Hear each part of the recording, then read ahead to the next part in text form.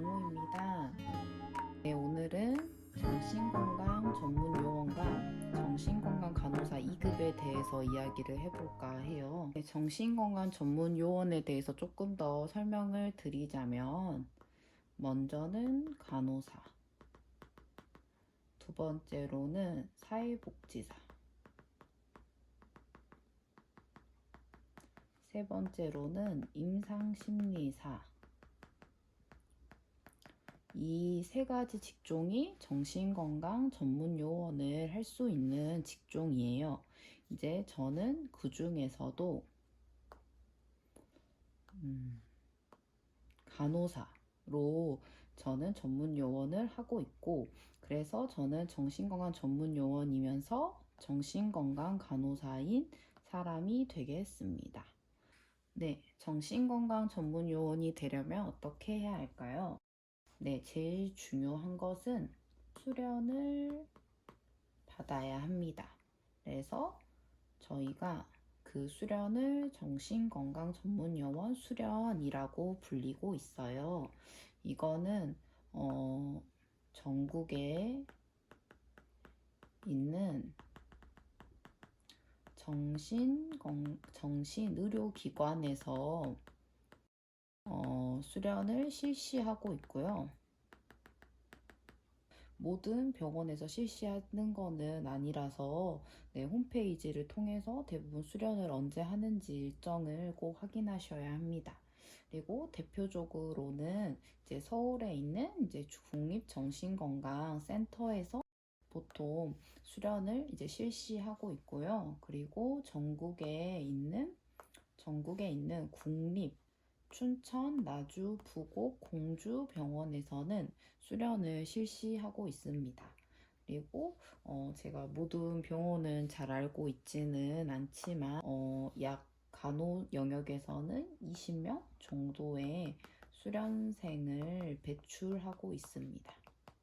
네, 그 다음으로는 수련 과정에 대해서 좀 설명을 드리고 싶은데요. 보통 내년에 제가 수련을 하고 싶다고 한다면 2021년도 12월쯤 그 홈페이지를 통해서 수련생 모집 공고가 보통 게시가 돼요. 하지만 제가 봤던 병원은 이 시기쯤에 했지만 보통 다른 곳들은 또 빨리 할 수도 있기 때문에 꼭 홈페이지를 통해서 공고를 확인하셨으면 좋겠습니다.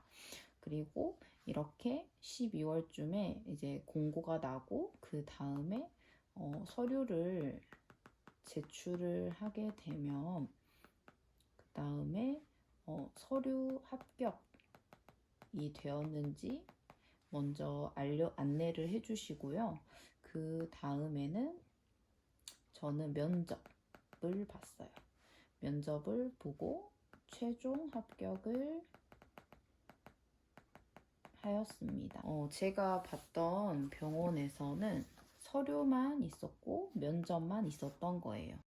보통 저희 간호사가 아닌 사회복지사나 임상심리사 같은 경우에는 필기 시험이 있지만 간호 영역에서는 필기 영역이 없었습니다.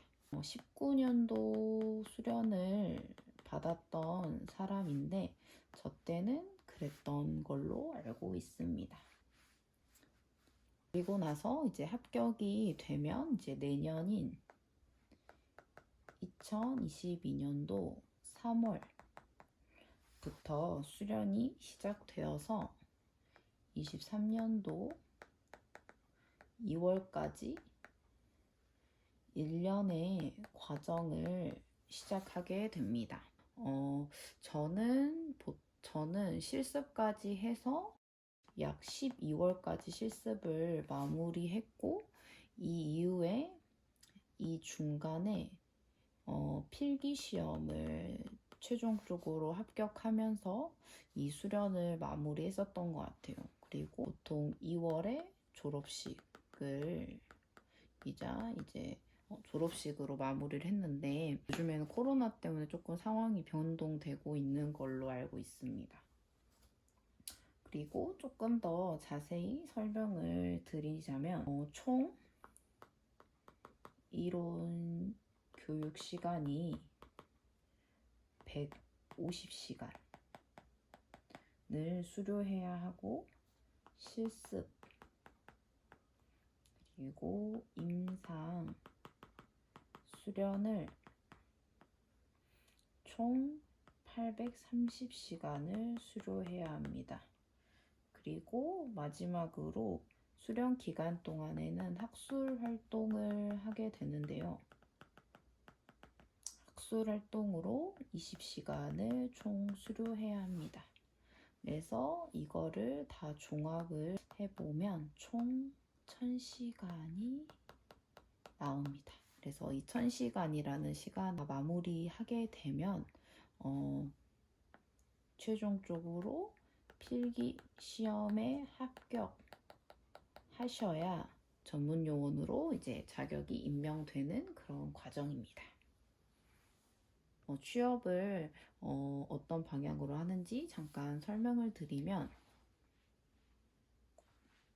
일단은 가장 알 수 있는 정신의료기관으로 보통 취업을 할 수 있죠. 근데 정신건강의료기관이 꼭 전문요원이어야지 꼭 취업을 할 수 있는 건 아니고 보통 일반 간호사도 취업을 할 수는 있기는 해요. 하지만 정신건강 전문요원의 자격증이 있으면 조금 더 우대 조건으로 이렇게 가능한 걸로 알고 있고 또 만약 정신건강의료기관에서 정신건강 전문요원을 배출할 수 있는 그런 수련기관이라면 이 의료기관을 다니는 중에 이 정신건강 전문 요원을 수료할 수 있도록 아마 그 여건을 마련을 해주실 거예요.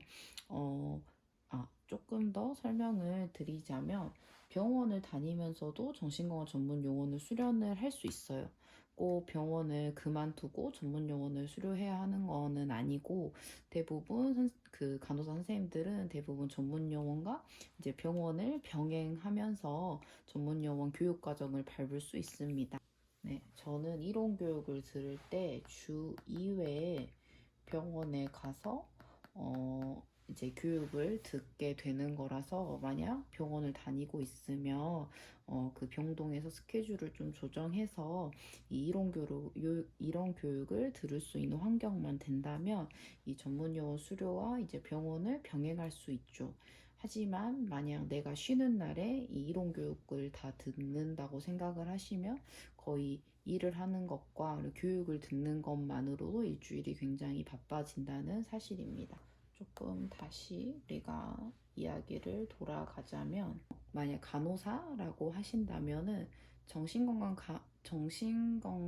간호학을 배우실 때 그 실습으로 나가시는 곳 중에 정신건강복지센터가 있으실 거예요. 그래서 정신건강복지센터로도 많이 취업을 하고 있고요. 그리고 요즘에는 정신건강복지센터에서 예전에는 우대 조건으로 전문 요원을 뽑았었지만 요즘에는 보통 필수 조건으로 전문 요원을 뽑고 있는 추세라서 만약 정신건강복지센터 취업을 원하신다면 전문 요원 자격증을 딴 이후에 취업을 하시는 거를 추천드리고 있어요. 특히 제일 중요한 급여 부분에서 조금 차이가 많이 나기 때문에 전문요원 수료 후에 정신건강복지센터를 도전해 보시는 거를 추천드립니다. 네, 중독관리통합지원센터라고 알코올, 도박, 마약, 인터넷을 다루고 있는 센터가 있습니다. 혹시라도 각 센터에 대한 궁금한 사항이 있으시면은 그 무슨 시, 무슨 구라고 저희가 지역명이 있잖아요. 그래서 모든 시, 모든 구에는 정신건강복지센터와 중독관리통합지원센터가 있기 때문에 한번 홈페이지를 방문해서 자세한 사항들은 살펴보시면 좋을 것 같습니다.